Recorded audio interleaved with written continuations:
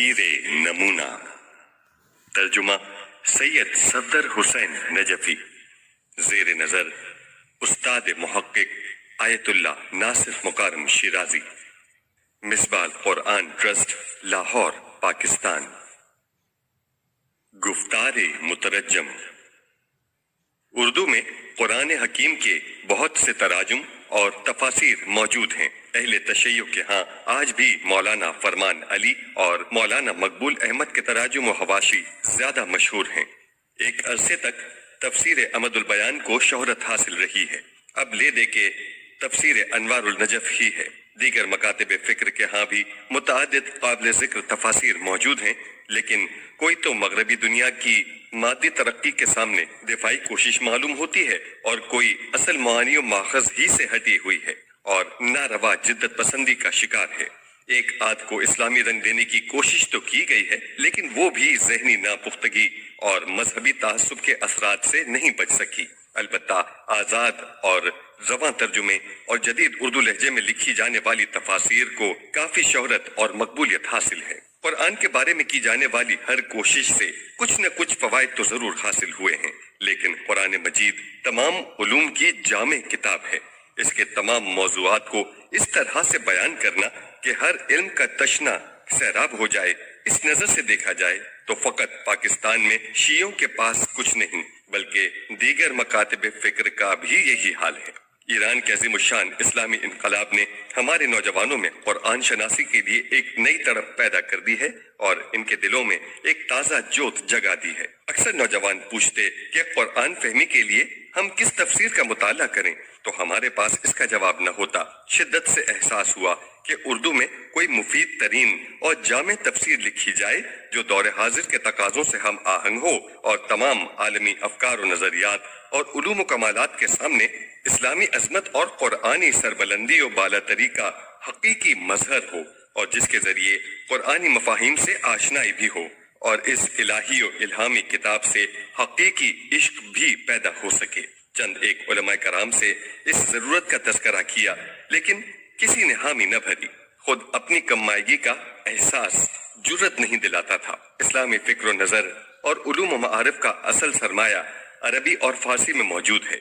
तफसीर का बेशबहा खजाना भी इन्हीं जबानों में है, लेकिन जाहिर है कि वो यकजा तो नहीं है। वसी मुताले और इज्तमाई कोशिशों के बगैर इससे भी खातिर ख्वाह फायदा मुमकिन नहीं। फरमाइशें, तकाजे और सवालात बढ़ते रहे। इस पर सेठ नवाजिश अली साहब से तस्करा हुआ। वो कहने लगे, आप खुद ये काम क्यों नहीं करते? मैंने अपनी कम इल्मी के अलावा कुछ मजबूरियां भी उनके गोश गुजार की, मगर उन्होंने हिम्मत बढ़ाई। इस बात पर इत्तफाक हुआ कि अरबी फारसी में मौजूद किसी ऐसी तफसीर को उर्दू के कालिब में ढाला जाए जो हमारी जरूरियात को पूरी करती हो। आखिर हम दोनों ने ईरान का सफर इख्तियार किया। वहाँ मुख्तलिफ उलमाए कराम से इस बात पर मशवरा किया कि इस वक्त कौन सी तफसीर दौर हाजिर के तकाजों से हम आहंग है और रोजमर्रा के सवालात का आसान और मुनासिब जवाब मुहैया करती है। हमारे लिए ये खुशगवार हैरत की बात थी कि सब ने बिल इत्तफाक तफसीर नमूना का नाम लिया। चुनांचे ये तय पाया कि इसी तफसीर का तर्जुमा किया जाएगा। फारसी में अब तक तफसीर नमूना की 15 जिल्दें छप चुकी हैं। बज़ाहिर मालूम होता है कि ये तफसीर कुल 24 जिल्दों पर मुश्तमिल होगी। इस तवालत की जरूरत इस बिना पर है कि कुरान तमाम उलूम का मजमुआ है। कितना ही इख्तिसार से काम क्यों न लिया जाए, जब तक तमाम मौज़ूआत के असल मसाइल और अहम अज्जा पर बहस न हो, कारी को सही मानी में मुतमईन नहीं किया जा सकता। वैसे तो आज भी ईरान में ऐसे उलमा मौजूद हैं जिन्होंने कुरान की तफसीर में 150 से जायद जिल्दें लिखी हैं, लेकिन हमने दकीक इल्मी और फलसफियाना बहसों की हामिल और खालिस इल्मी लहजे और इस्तिलाहात में लिखी गई तफासिर को अपनी मौजूदा जरूरत से हम आहंग नहीं समझा और खास तौर पर दौरे हाजिर के नौजवान जहनों की तशनगी को पेश नजर रखा। इसी मेयार और तकाजे के पेश नजर तफसीर नमूना का इंतखाब किया गया है। तर्जुमे के कठिन मराहिल में बिलउमूम लफ्जी तर्जुमे का उसलूब अपनाया गया है। अगरचे बाज मकामात पर कारीन की सहूलत और इबारत की रवानी के लिए आजाद तर्जुमे का तरीका भी इख्तियार किया गया है। हम मफहूम को मुंतकिल करने में किस हद तक कामयाब रहे, इस सवाल का जवाब कारीन ही बेहतर तौर पर दे सकते हैं। इस तफसीर के सिलसिले में सबसे ज्यादा ताउन करने वाले اور اس کے لیے ہر طرح کی سہولیات فراہم کرنے والے میرے عزیز دوست سیٹھ نوازش علی ہیں۔ خداوند عالم انہیں بھائیوں، اولاد اور دیگر اعزاء و اقارب کے سامنے خوش و خرم رکھے، ان کے اموال میں برکت دے، انہیں زیادہ سے زیادہ خدمت دین کی توفیق عطا فرمائے اور ان کی عاقبت بخیر کرے۔ ترجمے کی نوک پلک دیکھنے، دوبارہ لکھنے اور اشاعت کے مرحلے میں عزیز ثاقب نقوی گراں قدر خدمات انجام دے رہے ہیں۔ عزیز محمد امین کی خدمات بھی اس ضمن میں قابل قدر ہیں۔ پروفیسر مشکور حسین یاد اور دیگر بہت سے احباب بھی اس کار خیر میں تعاون پر تعریف و تشکر کا حق رکھتے ہیں۔ خدایا ہمیں توفیق دے کہ ہم صرف تیری رضا کے لیے کام کریں، جیسے تیرے بندے اصل تفسیر سے استفادہ کر رہے ہیں اس کے ترجمے سے بھی صحیح طور پر فائدہ اٹھائیں، اور ہماری کوتاہیوں سے درگزر کرتے ہوئے اپنی راہ میں اس کام کو ہماری آخرت کے لیے بہترین ذخیرہ قرار دے۔ صفدر حسین نجفی۔ مقدمہ۔ بسم اللہ الرحمن الرحیم۔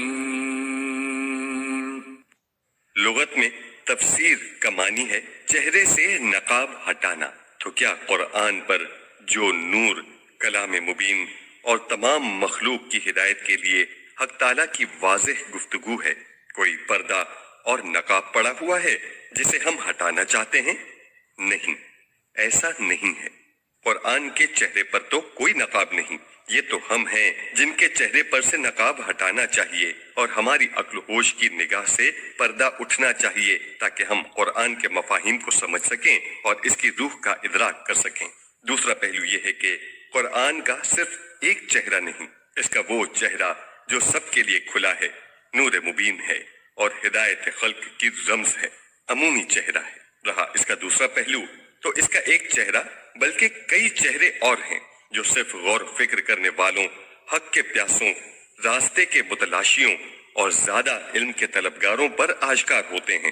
اس میں سے ہر ایک کو اس کے اپنے ضرب، خلوص اور کوشش سے حصہ ملتا ہے۔ ان چہروں کو احادیث کی زبان میں بطون قرآن کہتے ہیں، کیونکہ ہر شخص ان کی تجلی نہیں دیکھ پاتا، بلکہ زیادہ صحیح یہ ہے کہ ہر آنکھ انہیں دیکھنے کی طاقت نہیں رکھتی، لہذا تفسیر آنکھوں کو توانائی دیتی ہے اور پردوں کو ہٹاتی ہے اور ہمارے اندر دیکھنے کی اہلیت پیدا کرتی ہے جتنا کہ ہمارے لیے ممکن ہے۔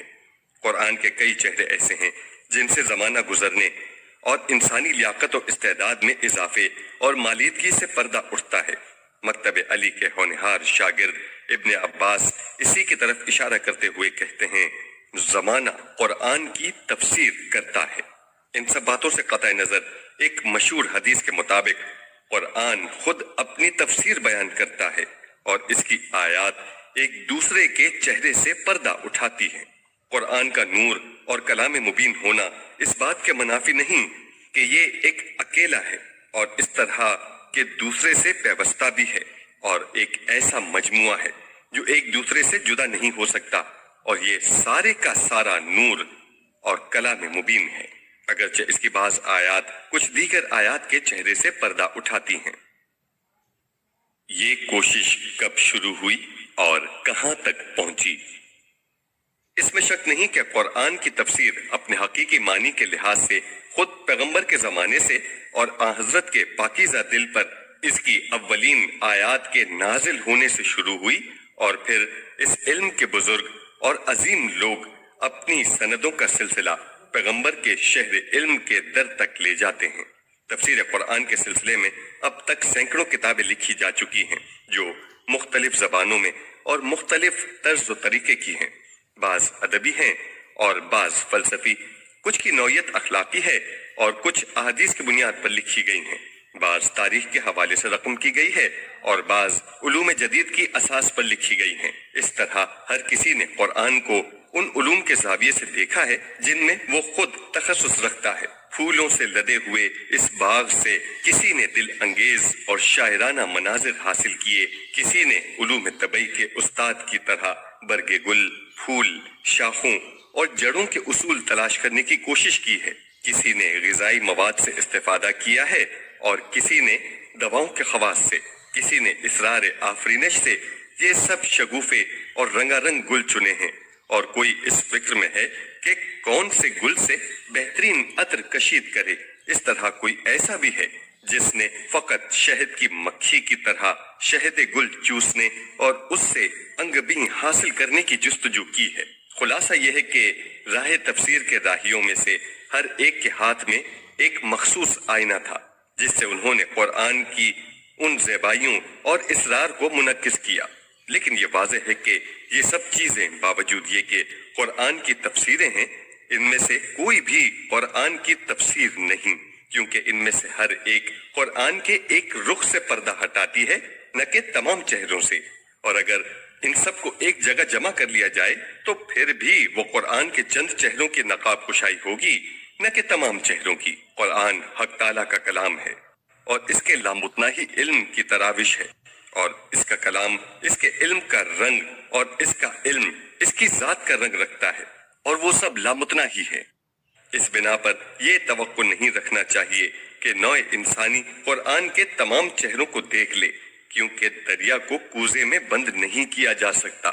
تاہم اس بات سے انکار نہیں کیا جا سکتا کہ ہماری فکر و نظر کا ظرف جس قدر وسیع ہوگا اتنا ہی زیادہ ہم اس بحر بے کراں کو اپنے اندر سمو سکیں گے۔ اس لیے تمام علماء اور دانشوروں کا فرض ہے کہ وہ کسی زمانے میں بھی ہاتھ پر ہاتھ رکھ کر نہ بیٹھ جائیں، قرآن مجید کے زیادہ سے زیادہ حقائق کے انکشاف کے لیے اپنی پے در پے مخلصانہ سعی و کوشش جاری و ساری رکھیں۔ قدامى اور گزشتہ علماء، خداوند عالم کی رحمتیں ان کی ارواح پاک پر ہوتی رہیں کہ ارشادات سے فائدہ اٹھائیں، لیکن انہی پر قناعت نہ کریں، کیونکہ پیغمبر اکرم نے فرمایا ہے قرآن کی خوبیاں کبھی ختم نہیں ہوں گی اور اس کی عجیب و غریب نئی باتیں کبھی پرانی نہیں ہوں گی۔ ایک خطرناک غلطی۔ تفسیر قرآن کے سلسلے میں یہ روش بہت زیادہ خطرناک ہے کہ انسان مکتب قرآن میں شاگردی اختیار کرنے کی بجائے اس عظیم آسمانی کتاب کے مقابلے میں استاد بن بیٹھے، یعنی قرآن سے استفادہ کرنے کی بجائے اس پر اپنے افکار کا بوجھ ڈال دے۔ اس کا مطلب یہ ہے کہ کہیں ایسا نہ ہو کہ انسان اپنے ماحول، تخصیص علمی، مخصوص مذہب اور اپنی ذاتی رائے کو قرآن کے نام پر اور قرآن کی صورت میں پیش کرنے لگے، اور یوں قرآن ہمارا امام، پیشوا، رہبر، قاضی اور فیصلہ کرنے والا نہ رہے، بلکہ الٹا وہ ہمارے اپنے نظریات کی مسند نشینی اور ہمارے اپنے افکار و نظریات کی جلوہ نمائی کا ذریعہ بن جائے۔ قرآن کی تفسیر کا یہ طریقہ، بلکہ بہت زیادہ صحیح الفاظ میں قرآن کے ذریعے اپنے افکار کی تفسیر کا یہ ڈھنگ، اگرچہ ایک گروہ میں رائج ہے، جو کچھ بھی ہے خطرناک ہے اور ایک دردناک مصیبت ہے، جس کا نتیجہ راہ حق کی طرف ہدایت کے حصول کی بجائے صراط مستقیم سے دوری اور غلطیوں اور شبہات کو پختہ کرنے والی بات ہے۔ قرآن سے اس طرح فائدہ اٹھانا تفسیر نہیں بلکہ تحیل ہے، اس سے فیصلہ لینا نہیں بلکہ اس کے اوپر حکم چلانا ہے۔ یہ ہدایت نہیں بلکہ ضلالت و گمراہی ہے۔ اس طرح تو ہر چیز دگرگوں ہو جاتی ہے۔ ہماری کوشش ہے کہ اس تفسیر میں ہم انشاءاللہ یہ روش اختیار نہ کریں اور واقعاً قرآن کے سامنے دل و جان سے زانوئے تلمس طے کریں اور بس۔ تقاضے اور احتیاج۔ ہر زمانے کی کچھ خصوصیات، ضرورتیں اور تقاضے ہوتے ہیں جو زمانے کی بدلتی ہوئی کیفیت، تازہ مسائل اور منشا شہود پر آنے والے نئے معانی و مفاہیم سے ابھرتے ہیں۔ اسی طرح ہر دور کی کچھ اپنی مشکلات اور پیچیدگیاں ہوتی ہیں، اور یہ سب معاشرتی اور تہذیبی و تمدنی تبدیلیوں کا لازمہ ہوتا ہے۔ کامیاب افراد اور صاحبان توفیق وہ ہیں جو ان ضروریات اور تقاضوں کو سمجھ سکیں جنہیں عصری مسائل کہا جا سکتا ہے، لیکن وہ لوگ جو ان مسائل کے ادراک سے عاری ہیں یا ادراک تو رکھتے ہیں لیکن وہ خود کسی دوسرے ماحول اور زمانے کی پیداوار ہیں جس میں یہ مسائل نہ تھے، اس لیے وہ سرد مہری اور لاپرواہی سے ان مسائل کے سامنے سے گزر جاتے ہیں۔ وہ ان مسائل کو بیکار کاغذوں کی طرح ردی ٹوکری میں ڈال دیتے ہیں۔ ایسے لوگوں کو پے در پے شکستوں کے لیے تیار رہنا چاہیے۔ ایسے افراد ہمیشہ زمانے کی وضع و کیفیت کا شکوہ کرتے رہتے ہیں، زمین و آسمان کو برا کہتے ہیں اور گزرے ہوئے سنہرے اور خواب و خیال کے زمانے کی یاد میں غمزدہ، افسردہ اور پرحسرت رہتے ہیں۔ ایسے لوگ روز بروز زیادہ بدزن، بدبین اور مایوس ہوتے رہتے ہیں اور آخرکار معاشرے سے دوری اور گوشہ نشینی اختیار کر لیتے ہیں، کیونکہ وہ زمانے کے تقاضوں اور مشکلات کو سمجھ نہیں پاتے یا وہ ایسا چاہتے ہی نہیں۔ ایسے لوگ ایک تاریکی میں زندگی بسر کرتے ہیں، اور چونکہ حوادث کے علل و اسباب اور ان کے نتائج کی تشخیص نہیں کر پاتے، اس لیے ان کے مقابلے میں گھبرائے ہوئے، وحشت زدہ، بے دماغ اور بغیر کسی منصوبہ بندی کے رہتے ہیں۔ ایسے لوگ چونکہ تاریکی میں محو گردش ہوتے ہیں، اس لیے ہر قدم پر ٹھوکر کھاتے ہیں۔ اور کیا خوب کہا ہے سچے پیشوا نے، جو شخص اپنے زمانے کے حالات و قوائف سے آگاہ ہے وہ اشتباہات اور غلطیوں سے بچا رہتا ہے۔ امام صادق علیہ السلام سے ایک مشہور حدیث میں یہ مضمون منقول ہے۔ ہر زمانے کے علماء اور دانشوروں کے لیے یہ پیغام ہے کہ ان کا فریضہ ہے کہ وہ پوری چابک دستی سے ان مسائل، تقاضوں، احتیاجات اور روحانی کمزوری اور اجتماعی خالی نقاط کا ادراک کریں اور انہیں صحیح شکل صورت میں پر کریں، تاکہ وہ دوسرے امور سے پر نہ ہو جائیں، کیونکہ ہماری زندگی کے محیط و ماحول میں خلا ممکن نہیں ہے۔ مایوس اور منفی فکر حضرات کے گمان کے برخلاف جن مسائل کو میں نے اپنی سمجھ کے مطابق واضح طور پر معلوم کیا ہے اور سمجھا ہے، ان میں سے ایک نسل نو کی مفاہیم اسلام اور مسائل دینی جاننے کی پیاس ہے، بلکہ یہ پیاس فقط سمجھنے کے لیے نہیں بلکہ انہیں چکھنے، چھونے اور آخرکار ان پر عمل کرنے کی ہے۔ ان مسائل نے نسل نو کی روح اور وجود کو بے قرار کر رکھا ہے، لیکن یہ فطری امر ہے کہ یہ سب استفہام کی صورت میں ہے۔ ان خواہشات اور تقاضوں کا جواب دینے کے لیے پہلا قدم میراث علمی اور اسلامی تہذیب و تمدن کو اثر حاضر کی زبان میں ڈھالنا اور عالی مفاہیم کو موجودہ دور کی زبان میں موجودہ نسل کی روح، جان اور عقل میں منتقل کرنا ہے۔ اور دوسرا قدم یہ ہے کہ اس زمانے کی مخصوص ضرورتوں اور تقاضوں کو اسلام کے اصولوں سے استنباط کر کے پورا کیا جائے۔ یہ تفسیر انہی دو اہداف و مقاصد کی بنیاد پر لکھی گئی ہے۔ کس تفسیر کا مطالعہ کرنا بہتر ہے؟ یہ ایسا سوال ہے جو بارہا مختلف طبقوں، خصوصاً نوجوان طبقے کی طرف سے ہمیں کیا گیا ہے۔ یہ وہ ہیں جو خلوص سے ملی ہوئی پیاس کے ساتھ قرآن کے صاف و شفاف چشمے کے جویا ہیں اور اس محفوظ آسمانی وحی سے سیراب ہونا چاہتے ہیں۔ ظاہر ہے کہ ان سب کے سوال میں یہ جملہ پوشیدہ ہے کہ ہمیں ایسی تفسیر چاہیے جو تقلید کے حوالے سے نہیں بلکہ تحقیق کے حوالے سے ہمیں عظمت قرآن سے روشناس کرا سکے اور دور حاضر میں ہماری ضرورتوں، دکھوں اور مشکلوں میں رہنمائی کر سکے۔ اس کے ساتھ ساتھ ہر طبقے کے لوگوں کے لیے مفید بھی ہو اور جس میں پیچیدہ علمی اصطلاحات اس کی صاف و شفاف راہوں اور شاہراہوں میں ناہمواریاں پیدا نہ کریں۔ حقیقت یہ ہے کہ اگرچہ فارسی زبان میں آج ہمارے پاس کئی ایک تفاسیر موجود ہیں، اس میں شک نہیں کہ یہ وہ تفاسیر ہیں جو ہمارے قدماء بزرگوں کی میراث ہیں یا بعد میں عصر حاضر کے علماء نے انہیں تحریر کیا ہے، اور کچھ ایسی ہیں جو چند صدیاں پہلے لکھی گئی تھیں اور ان کی مخصوص نثر علماء و ادبا سے مخصوص ہے۔ موجود تفاسیر میں بعض اس سطح پر ہیں کہ صرف خواص کے طبقے کا حصہ ہیں اور دیگر طبقات ان سے استفادہ نہیں کر سکتے، اور بعض قرآن کے خاص گوشوں کو بیان کرتی ہیں۔ ان کی مثال ایک گلدستے کی سی ہے جسے کسی تر و تازہ باغ سے چنا گیا ہو، جس میں باغ کی نشانیاں تو ہیں لیکن باغ نہیں ہے۔ اس طرح بار بار کے سوال کا کوئی ایسا جواب نہ مل سکا یا بہت کم ملا کہ جو قانع ہو، وجدان کو مطمئن کرے اور پیاسے متلاشی کی تشنگی روح کو سیراب کر سکے۔ اس پر ہم نے فیصلہ کیا کہ اس سوال کا جواب عمل سے دینا چاہیے، کیونکہ اس وقت اس کا صرف زبانی جواب ممکن نہیں ہے، لیکن مشکلات اور روز افزوں مشاغل کے ہوتے ہوئے اور اس طرف توجہ کرتے ہوئے کہ قرآن ایک ایسا بے کران سمندر ہے جس میں آسانی سے اور ساز و سامان، تیاری، وقت اور کافی غور و فکر کے بغیر داخل نہیں ہوا جا سکتا، اور یہ وہ بحر نا پیدا کنار ہے جس میں بہت سے لوگ غرق ہوئے اور ڈوب چکے ہیں۔ حسرت و اندوہ کے عالم میں اس دریا کے کنارے کھڑا میں اس کی امواج فروشاں کا نظارہ کر رہا تھا کہ ایسے میں اچانک ایک بجلی سی فکر میں کوند گئی۔ امید کا دریچہ کھلا اور مسئلے کی راہ حل سجھائی دینے لگی، اور وہ تھی گروپ سسٹم میں کام کرنے کی سوچ، اور پھر 10 فاضل، مخلص، محقق، آگاہ اور باخبر نوجوان جو عشرہ کاملہ کے مصداق ہیں میرے رفیق راہ بن گئے۔ ان کی شبانہ روز پرخلوص کوششوں سے مختصر سی مدت میں یہ پودا ثمر آور ہو گیا، اور توقع سے بھی جلدی اس کی پہلی جلد چھپ گئی۔ البتہ ہم اعتراف کرتے ہیں کہ اس جلد میں ایک نقص ہے، اور وہ یہ کہ یہ پہلی جلد ہے، اس لیے اختصار کے پیش نظر لکھی گئی ہے، لیکن انشاءاللہ آئندہ جلدوں میں اس کی تلافی کر دی جائے گی۔